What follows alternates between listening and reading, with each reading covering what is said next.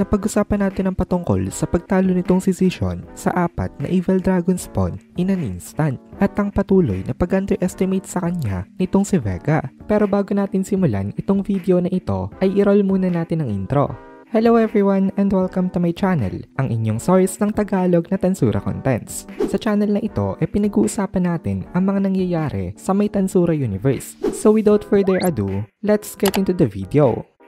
Nag-upload na nga pala guys ang Kohay PH ng Tagalog na solo leveling. Kaya kung gusto mo makapanood ng Tagalog solo leveling contents, bisitahin nyo ang Kohay PH. Link in the description. So, cautious daw siya sa ngayon sa woman na nakalaban niya last time. Pero that time daw, mahina pa nga siya. Kaya kinailangan niya pang tumakas. Pero ngayon daw, once na nakasulubong niya nga uli, yung babae daw na yon, kakainin niya daw yon without any hesitation. Ang tinutukoy dito nitong si Vega si Testarossa. Tapos binanggit din nitong si Vega, itong si Benimaru, na isa rin daw ito sa mga pangalan na naririnig niya. Pero para sa kanya daw, small fry lang rin ito. Sa pagmamaliit na ito na ginawa nitong si Vega, para siyang nagpe-petition para sa kanyang sariling death sentence. Proud na proud talaga itong si Vega at wala siyang kaduda-duda sa kanyang pagkapanalo. Pero hindi nagtagal, nagbago ang ganitong perspective niya. Nagsalita itong si Zision na nonsense daw. Kapag meron ka daw enemy sa may harapan mo, dapat daw marunong kang mang-judge nitong strength nito sa pamamagitan lamang ng pagtingin sa kanya. Pero sabi ni Vega, manahimik daw itong si Zision dahil isa lang daw itong maliit na isda na nagtatago sa kanyang maliit na fish pond. Kaya nag-reply itong si Zision dito na tingnan na lang daw nila. Pumosisyon naman sa kanyang fighting stance itong si Vega at sabi niya kay Zision,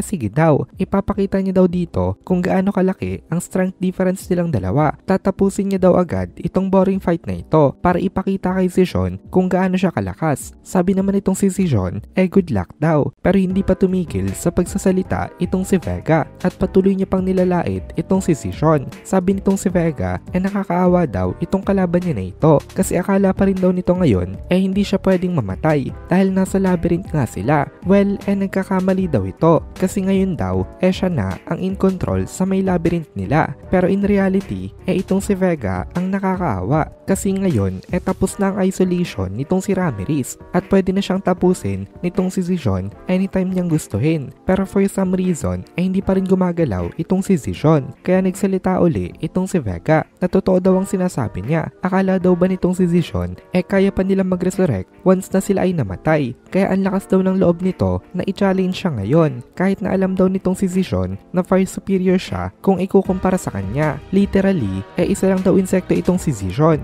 Ang gusto palang mangyari nitong si Vega ang makita ang desperate facial expression nitong katapat niya sa pamamagitan nga ng pag-i-inform dito na hindi na ito magre-resurrect once na namatay siya. Pero of course, hindi yun gumana kay Zision at ubos na rin ang pasensya nitong si Zision dito. Hindi niya na tinapos ang mahabang speech nitong si Vega at nagsimula na siyang umatake. Nakakamangha daw yung fact na kanina pa nagtitiis itong si Zision dito. Kaya ngayon na na-reach niya ng limit niya, umakto na siya. Naalala nitong si Zision ang utos sa kanila ng kanilang lord na si Rimuru na death to those who defile the labyrinth. Ito daw ang naging meaning ng buhay nitong si Zision. Ang sundin tong commandment na ito. Again, kanina pa natapos ang isolation nitong si Ramirez. Pero in consideration daw, nakikinig pa rin itong si Zision sa may story nitong si Vega kanina. Kasi baka may makuha pa siya dito na info. Pero nung na-realize ni Zision na puro panlalait na lang talaga itong gagawin nga nito, hindi na nagtimpi itong si Zision sa kanya. In-unleash ni Zision ang kanyang anger sa pamamagitan lamang ng pagbabato ng isang light jab punch. Pero sa light punch na ito,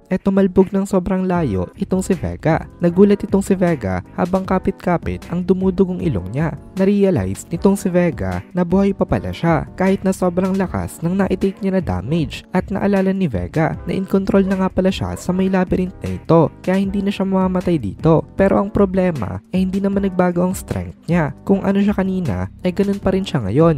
Ang pinagkaiba lang, immortal na nga siya ngayon. Tsaka hindi ibig sabihin na nagkaroon siya ng hindi nauubos na energy dahil nga sa may labyrinth na ito, magi-increase na rin significantly ang kanyang skill level. Dahil hindi naman nag-equate ang existence value sa actual combat capability ng isang fighter. Kapag hindi mo na i-utilize properly itong energy mo, wala ring kwenta ito. Ngayon, silently na ini-chase nitong si Zishan itong si Vega. Biglang nagdilim na naman ang vision nitong si Vega dito nang hindi niya naiintindihan kung ano ba nangyayari. Yun pala, sinipa kasi siya nitong si Zishan. Ngayon, walang kawala itong si Vega dahil sobrang bilis ng movement speed nitong kalaban niya. Kahit na tumatalbog siya ng malayo, ang bilis nitong nakaka-catch up. Kaya walang time itong si Vega para ma-compose ang kanyang sarili. Tapos nagsalita itong si Zishan na next attack daw medyo lalaksan niya ng konti. With that statement, nawala na naman itong si Zishan. Ang Godspeed maneuver nitong si Zishan beyond sa perception nitong si Vega. Kaya talagang wala siyang kaalam-alam sa kung anong nangyayari. Pero nararamdaman niya na lang